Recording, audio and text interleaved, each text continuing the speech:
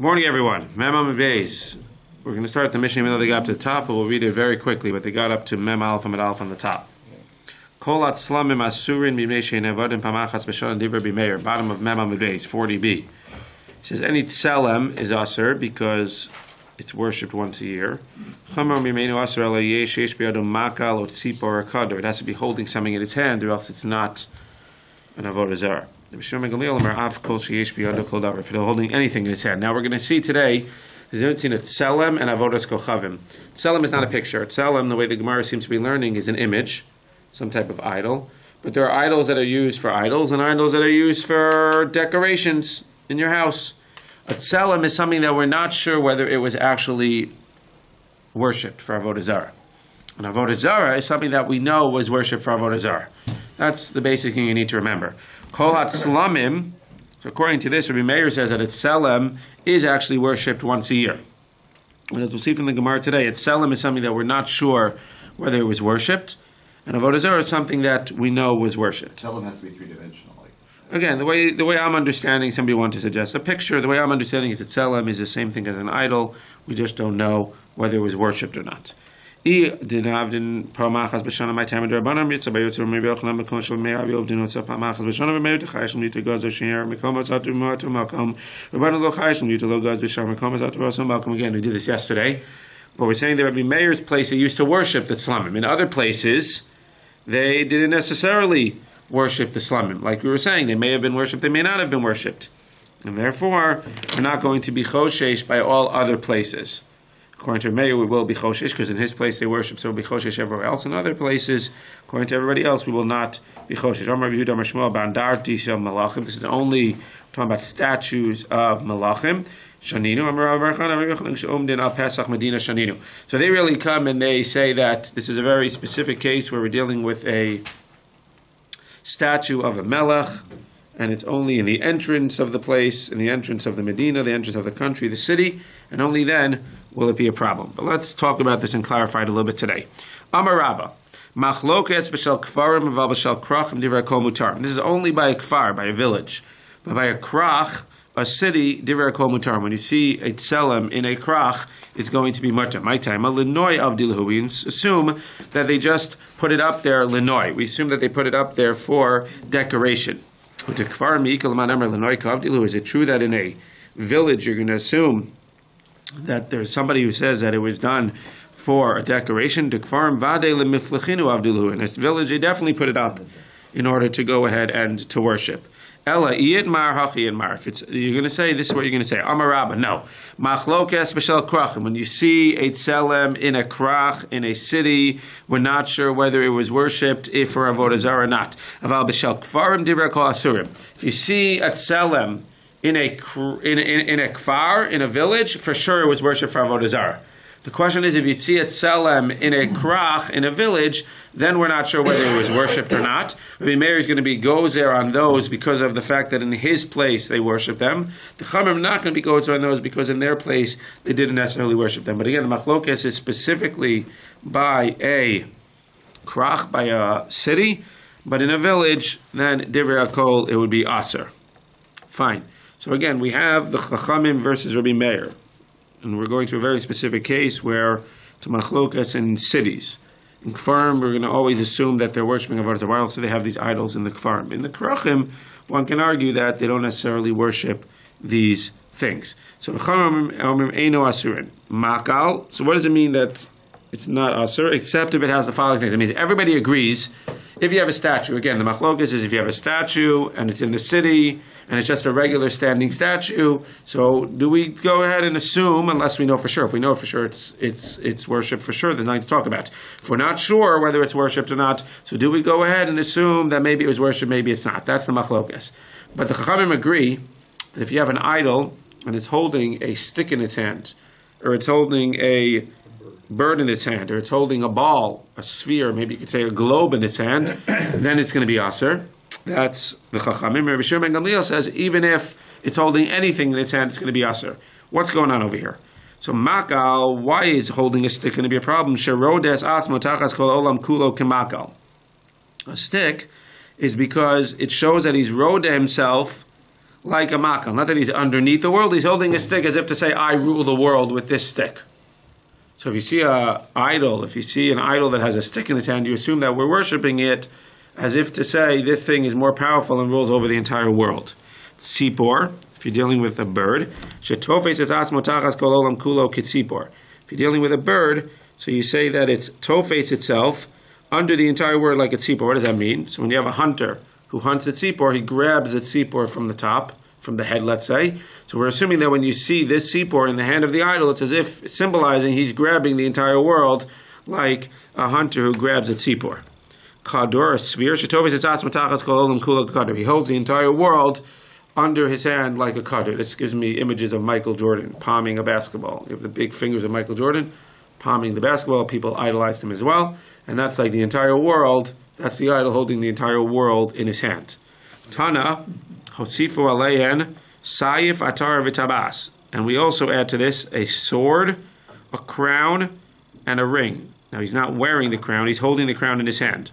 Sayif, so again, it sounds like we're adding these. So the question becomes, what was the Havamina? That means we assumed originally that maybe when it's holding a sword in its hand, it's not symbolizing Avodah Zarah, and it's just a statue that has some type of, it's just a statue with a sword. It's like an ornament. Sayif meikar savar listim bi'alma. When you originally thought that maybe if this idol or this statue, we should say, is holding a sayif, it was just a listim bi'alma. It was your pet robber. It was your doll that's a robber. Says the Gemara, crazy. No, it's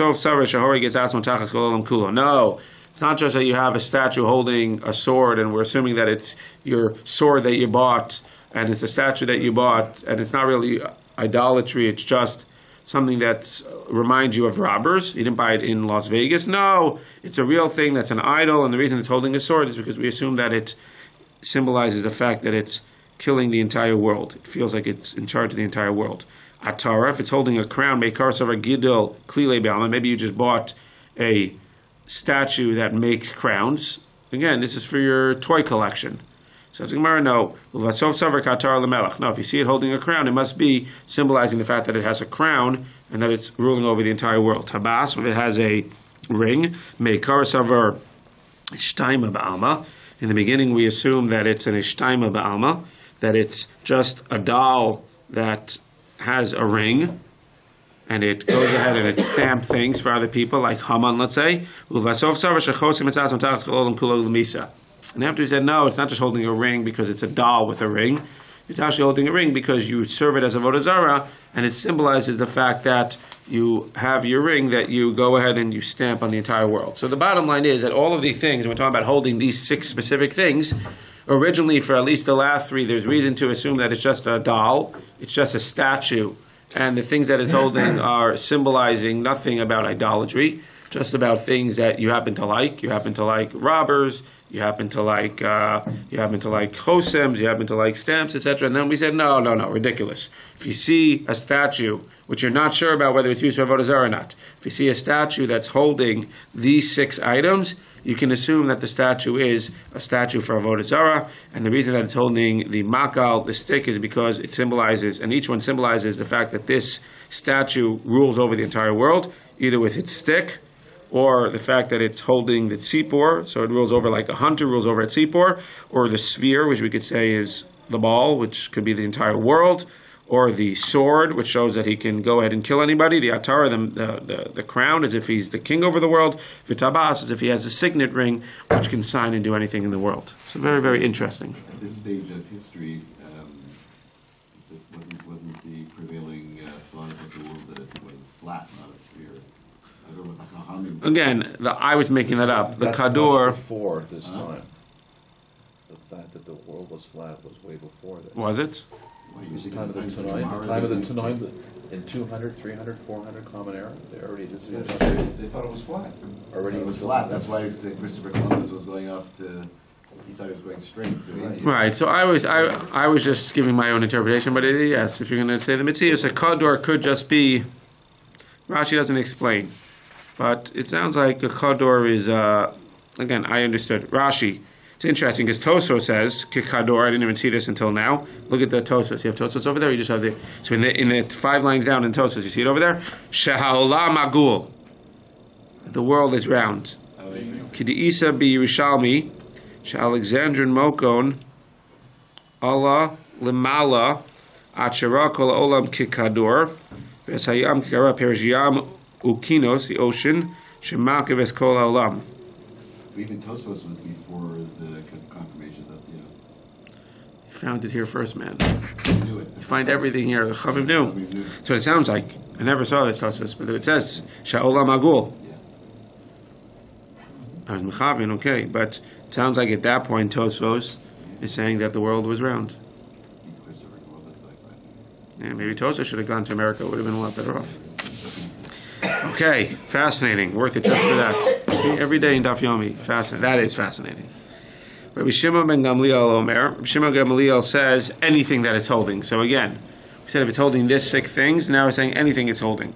Tana, afilu tzror, afilu kesan. Even if it's holding a tzror, like a rock, even if it's holding like a piece of chipped wood, that's still going to be considered idolatry. By Rav Ashi, again, anything that is holding at all, we're considering that it's not just a regular statue that's in your house for decorations. If it's holding anything, that implies that it's ruling over, quote unquote, the thing. By Rav Ashi, this is a serious question. Tafis biyadot soa mahu. If the idol is holding a piece of dung in his hand, do we assume that it's an idol, or do we assume that the owner just has some issues and he likes this type of? It sounds like Balfour, no? Again, so do we assume that it's like Balpoor, where they defecate on the animal and there's some connection? Or do we assume that no, it's just a decoration in the house and it seems to be the in thing to do to have your statues holding soa? Mi'aminan kuliyama zilu bi'ape kitzoa, or dilma hu mihu dizil bi'ape kuliyama kitzoa teku. It means either you're going to say that the idol views the world as soa, in which case what? The idol views the world as soa. The reason that it's soa is because the owner put it there to say that the idol is all powerful and compared to itself, the entire world is soa. That would clearly show that the owner is worshipping that idol, and therefore it would be asur. Or we could say that the owner put the soa in its hand to say that the world views this idol or this statue as soa, and therefore lemaisa it would be mutter to go ahead and do anything with it, because at the end of the day you assume that the owner is not worshipping this idol. Teku tishbi teretz kushas uvayos. You'll have to wait to find out. Zok the Gemara. Zok the Mishnah. Hamotze shivrei tzlamim harei lumutar. So interesting. So we said again, according to Rabbi Meir, and you have to remember that even though we have Gemaras in between, this is a relatively short Gemara. The Mishnayos in general, we try to assume are all connected and they're all going to blend with each other. So we assume that kolat slamim asur shein avanim pamacham shana. According to Rabbi Meir, slamim in general, we said slamim is something that you're not sure whether it's been worshipped or not, because even Rabbi Meir would agree, or even the Chama would agree that if you know it's been worshipped, it's asur. So Rabbi Meir says if you have a tselem, which means we're not sure whether it's been worshipped or not, you need to be choshesh, because in his place they worship tselems, and therefore we're going to be choshesh everywhere in the world for tselems. And according to the Chachamim, if you have a tselem, you're not going to be choshesh that it was worshipped. You don't have to worry that it was worshipped, and only if you know that it was worshipped do you have to be worried. Now, what happens if you have a shivrei tzlamim? So even Rabbi Meir seems to say that if you have a tselem, if you have, again, he holds that if you have a statue, so then if you have the statue, it's asur. Because we don't know whether it was worshipped, we have to assume maybe it was worshipped. If you see pieces of a tselem, that means you have something that you weren't sure whether it was worshipped or not, and now it's in pieces, it's broken. So according to Rabbi Meir, even though the tselem itself, when it's standing, you have to assume that it was worshipped, when it's in pieces, it's no longer asur ba'ana. Hamotze shivrei tzlamim harei elu mutarim. We'll have to see exactly why. It sounds like once it's broken, so again, Rabbi Meir is assuming the worst. He's assuming that a tselem, we have to be choshesh that it was worshipped. So he's going to say you have a tselem, which is asur. Shivrei tzlamim is going to be mutter, because even if it was worshipped, once it's broken, and no longer has its, we're going to call it anti-kedusha. According to the Chachamim, tzlamim are mutter, and for sure they would hold that shivrei tzlamim are going to be mutter as well. So the Gemara Mishnah says, "Hamotze shivrei tzlamim." 1 second, harei elu mutarim. If you find shivrei tzlamim within Rabbi Meir, it's going to be mutter. If he says you have to be kosher, you don't know either way. But when it's broken, you can assume that it's no longer avodah zarah. It sounds like he's learning that even if it was originally avodah zarah, it's not asur ba'ana once you're mevatel it. It means that when we find broken pieces of idol, we can assume that the owner, as we'll see, broke it and said, this is no longer avodah zarah, I no longer believe in this, they can undo whatever the avodah zarah did, they break it, and now those pieces are mutter ba'ana. Right. So again, there it's different because Avraham broke it. I'm saying. As opposed to if Terach had broken it. I'm saying maybe it was a guy like Avraham that broke it. So we're going to see. We're going to see in the Gemara whether if somebody else breaks it, it's going to be okay. But for sure, it sounds like what Meir is saying that if the Ovdei Avodah Zarah breaks it himself, so then he's mevatel, right? He undoes whatever it was, and even according to Rabbi Meir, the pieces are going to be mutter. So it says in Gemara, matzah tavnis yad or tavnis regla ve'elu asurim neshakayotze ben nevad. But if you find a broken idol or broken statue, and there's a yad, a piece of the hand or a piece of the regel, then you have to assume that it's aser. Why? Because people actually worship broken pieces of hand and regel. Like Gemara is going to ask, you're contradicting yourself. You just said if you have a broken idol, it's okay. If it was a tselem, and we'll have to see exactly if you have a broken idol that you knew was worshipped, but a broken tselem is okay. And over here, you're going to say that if you have a broken hand or a broken regel, it's going to be aser. Why? Now, we're also going to have to see, maybe the fact that it's a broken selim is why it's okay, according to Rabbi Meir, because even though you had to be choshesh that it was worshipped, you didn't know for sure, but maybe when you know for sure that it was worshipped, then even if it's broken, you won't be able to go ahead and do anything with it. So let's see. Amar Shmuel. Shmuel comes right away and says on the Mishnah, which is again Rabbi Meir, Afilu shivrei avodas kochavim. Even if you knew that it was worshipped, once it's broken, it's broken. So at this point, we're saying that the Mishnah is Rabbi Meir. If it's broken, whether we know it was worshipped or whether we don't know it was worshipped. If it's not broken, we have to be choshesh, even if we don't know that it was worshipped. So it's the two extremes. If it's not broken, you always have to be choshesh, whether it's a tselem or an avodah zarah. And if it is broken, you don't have to worry about it. It's mutter if it's a tselem, whether it's a tselem or even if it's an avodah zarah. Says the Gemara, v'anan tanan shivrei tzlamim. We said dafka shivrei tzlamim, which implies what? To exclude shivrei avodah zarah. Says the Gemara, hu adin dafilu shivrei avodas kochavim. V'had diktani shivrei tzlamim mishum dekabai lemisna seifa. Just wants to compare it to the seifa. Matzah tavnis yad tavnis regla ve'eloshim neshekayotze behen evad. That means it's comparing to the Sefer where you have a tavnis yad, a tavnis regel, where it's from a what? It's from a tselem. You don't know whether it was worshipped or not. And even if you don't know that it was worshipped, the yad and the regel, you need to be choshesh for. So since we're dealing with a tselem in the Sefer, we're going to say it's tselem in the Reisha. But in a chanami would be the same in the Reisha as well. So it comes out again. I want to just keep chazing every time we go along to make sure we understand where we are. We have a tselem according to, let's just work within Rabbi Meir for now. You have a tselem and avodas kochavim, the actual statue, whether you know it was worshipped or not, aser. When you're dealing with shivrei tzlamim and shivrei avodas kochavim, even if you know that it was worshipped, once it's broken, it's going to be mutter. The one exception will be a shever yad and a shever regel, which we'll ask in 1 second why it's an exception. Says the Gemara, Tnan matzah tavnis yad tavnis regel reilu asun neshakayotze bo nevad ve'amai v'hashvarim ninhu. Not the 222. It's a shvarim. It's something that was broken. You just said that shivrei avodah zarah, even if you know that it's avodah zarah, it's going to be mutter. Targum Shmuel be'om din al bisisan. And this maybe would not necessarily be just a shever yad and shever regel. It's standing on its bus, it's on its base. This reminds me of like all the medals that my friends got in high school and all the other things. So when you get a medal, so it's standing on the base. Right? You have like that catcher's mitt, and it goes onto a base. So the Gemara is interestingly saying is, according to Rabbi Meir, Selam and Avodah Zarah, Aser. Shivrei Selam, Shivrei Avodah Zarah is mutter. If you have a yad or a regel and it's on a base, which means a broken yad or a broken yad regel that's on the base, it came off of an avodah zarah, and now it's sitting on a base, that's going to be usher, because we assume that even though you were mavatel the avodah zarah, when you broke it, when you take that yad, you're then putting holiness into it and saying, I'm going to start serving this. Again, somebody asked me in the first year, it's not clear from here, but it seems like it's dafka, yad, and a regel, or is it anything? That means if you find any piece of avodah zarah, let's say you just find a random piece of the avodah zarah, but it's on a base. So maybe you can assume that even though when it was broken, it lost its kedusha, whatever you want to call it, it's anti-kedusha. Maybe when they put it back on a base. So it's not clear whether it's dafka, yad, and a regel, or it's just giving an example of things that are common to put onto a base. That's not Tosos over here. It's dafka, yad, and regel. Where are you looking? Bottom Tosos. Bottom Tosos on Mem on base? Yeah. Mem Aleph. Mem Aleph and Aleph? Yeah. But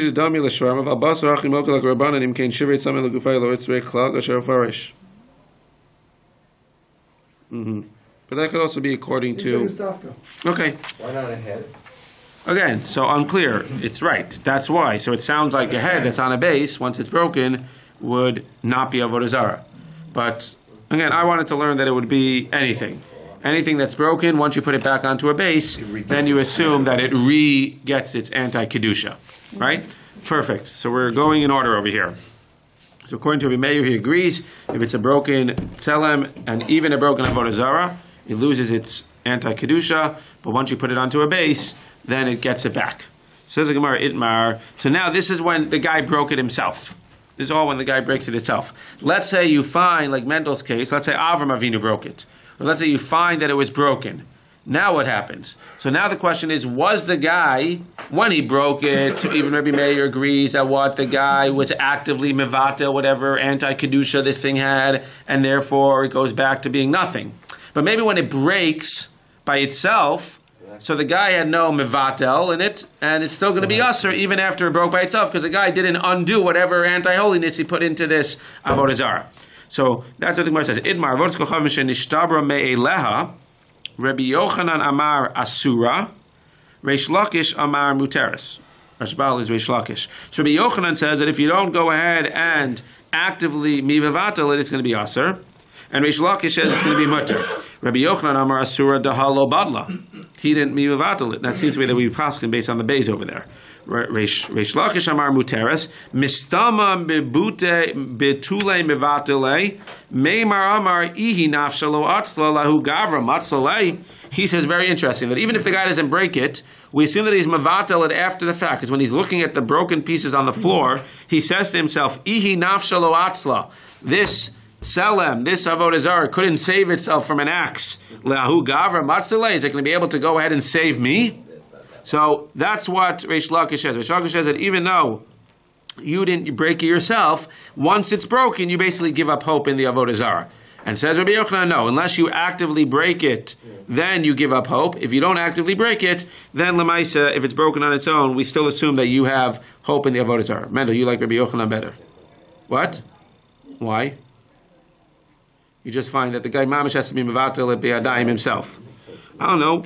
Reish Lakish speaks to me also that, after the fact, once you see it on the floor in pieces, so whatever, friendly debate. Eitz Rabbi Yochanan l'Reish Lakish. So Rabbi Yochanan who says that this is all when you find it broken. When you break it yourself, even Rabbi Meir, everybody agrees, break it yourself, it's going to be mutter. We assume that it's gone, the kedusha, or the anti-kedusha, except if it's on a pedestal, if it's on a basis. But when it's broken itself, so Rabbi Yochanan is going to ask two questions on Reish Lakish, two things that seem to imply that when it breaks itself, it's going to be usher because you weren't mevatel it yourself. He says a pasuk from Shmuel, two psukim, V'rosh dagan u'shtei kapos yadav krusos el ha'miftan, al kein lo yidruchu kohani dagon v'chol habayim beis dagon. So the story over there is that, if you remember, when the Plishtim brought the Aron to the temple of their god Dagon, so the idol fell and it shattered. And of course the Plishtim said, it's not from the ark. Of course, not from the ark. So the idol fell and it shattered, and yet they still gave kavod in that temple, seemingly to the idol. And therefore, what do you see? You see, like Rabbi Yochanan, that even when it's broken, they still give it kavod, and it's still going to be aser. That's what the Gemara says. That's for Rosh Dagon, the head of the Dagon. Ushtei kapos yadav krusos. Both of his palms were laying there on the floor. Really, the Gemara is going to see in a second. So that was a question on Reish Lakish. How can you say that when it's broken by itself, it's going to be mutter because once they see it, they're basically going to give up hope in it? You see clearly over here that when this Dagon dropped and broke, it was still, the people still went ahead and worshipped it. Says the Gemara, Misham Raya. So Reish Lakish says back to him, that's not a Raya. Chasam shemanichin es hadagon ve'ovden es hamiftan ta'amri hachi shafke Israel ledagon ve'ase aisiv le'al hamiftan. No, the reason over there, while it was still holy, is not that the Dagon was holy. These people were so desperate for avodah zarah. What did they do? There was nothing left to worship. So what did they do? They transferred the anti-kedusha from this idol Dagon onto the, I think it says threshold, onto the bottom part by the door. There was a piece of stone, I think, by the door over there, whatever it was made out of, and they transferred whatever kedusha. So Einachanami, the Dagon itself, once it was broken, Rabbi Yochanan will tell you, you clearly see from here it's still aser. Reish Lakish will say back to you, no, the Dagon itself, once it's broken, that's mutter.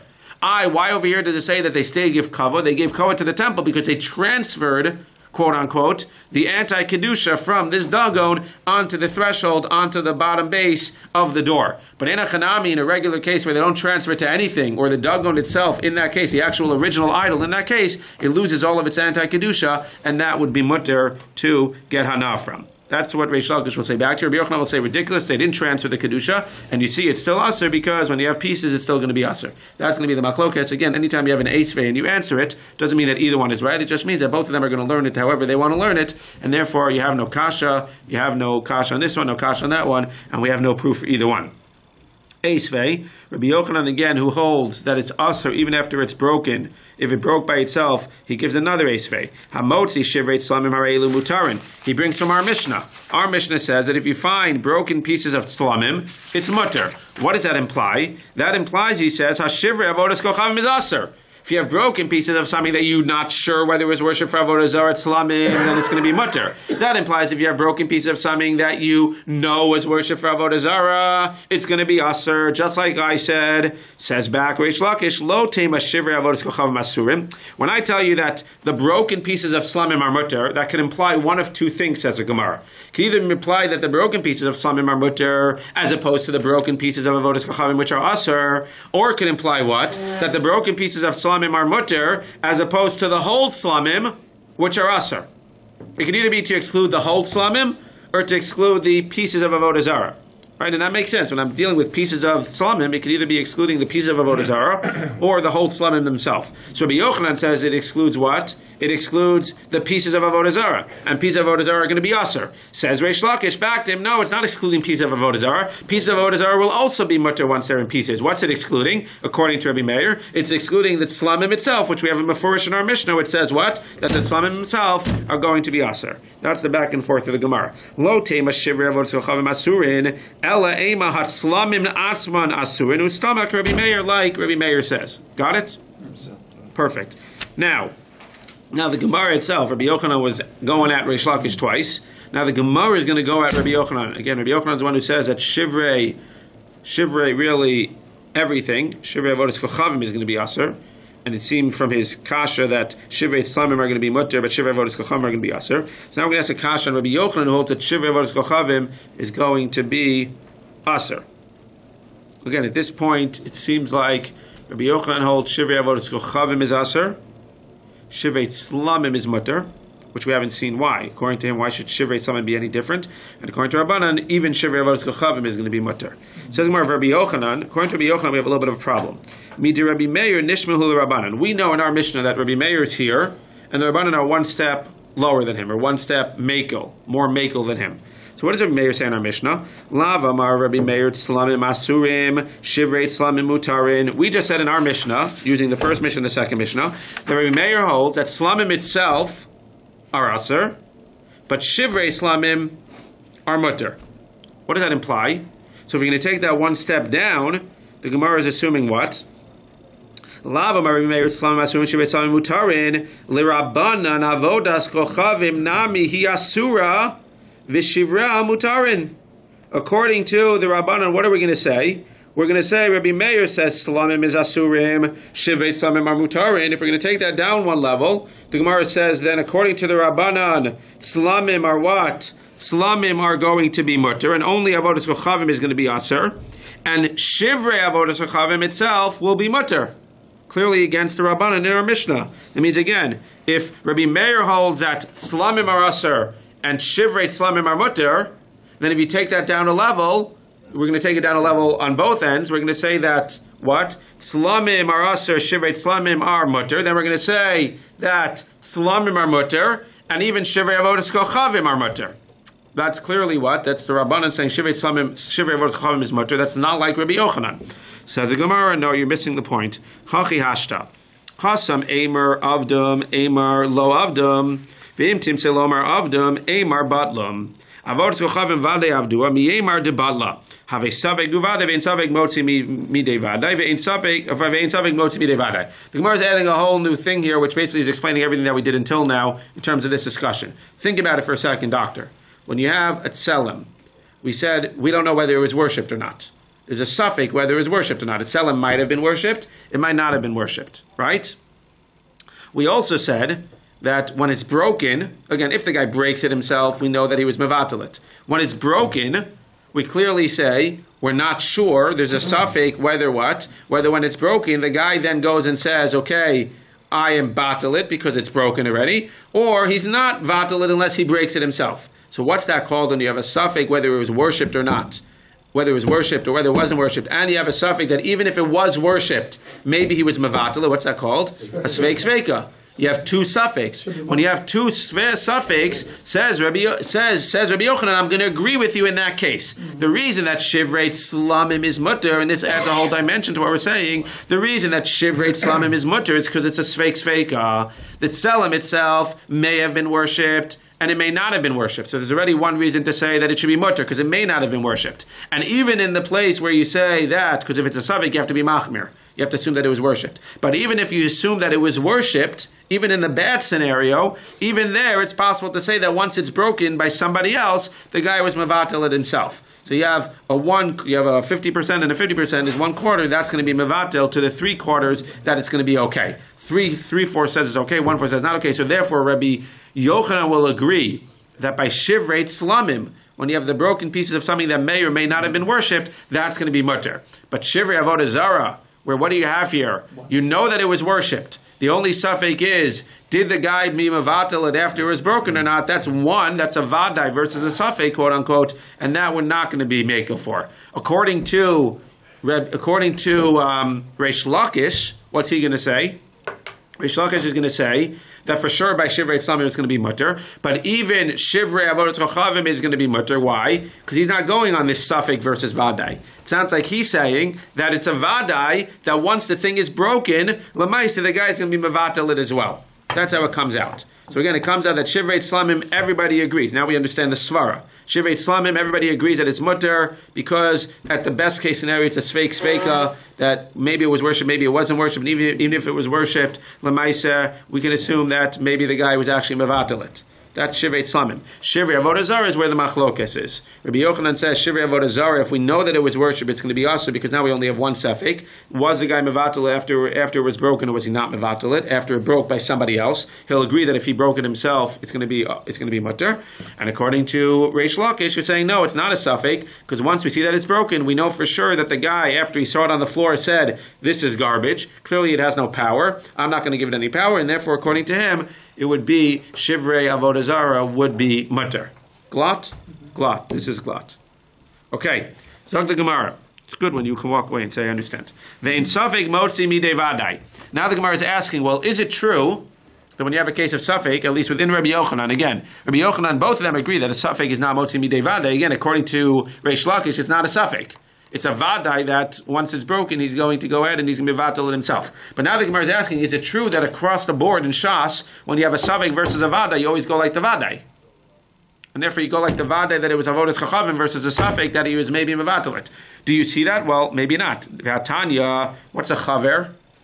It means a friend, but what does the Gemara mean when it says a chaver?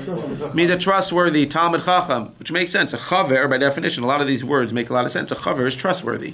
When you have a chaver who's trustworthy to keep the halachos, so what happens? If I find chaver shemes, v'niach megura malei peros afilu heim b'nei yom arein b'cheskas misuchanin.